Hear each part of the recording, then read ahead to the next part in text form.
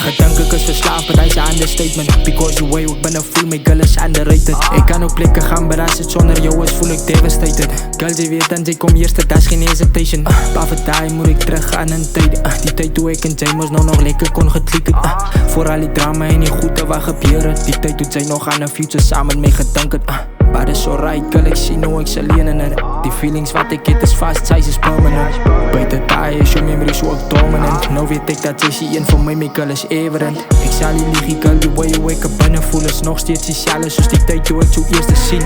Hulle sê die first impression is irreplaceable. Nou weet ek hy is die reason wat ek aan jou daily dink.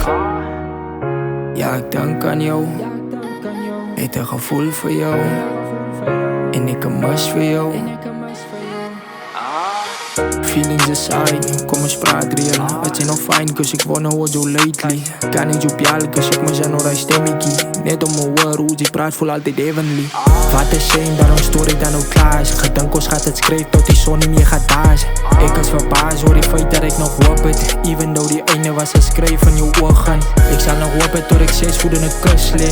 Cause met jou wil ek try tot dat die vader kom. Die ander ouens, hulle jokes, hulle zaglus. But jy's one of a kind, so jy verdien die best. Maar dis alright, girl, ek sien hoe ek's alleen in het. Die feelings wat ek het is vast, sy is permanent.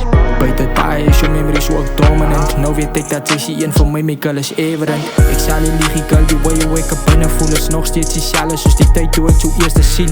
Hulle sê die first impression is irreplaceable. Nou weet ek hy is die reason wat ek aan jou daily dink. Ja, ek dink aan jou. Het 'n gevoel vir jou. En ek 'n mis vir jou.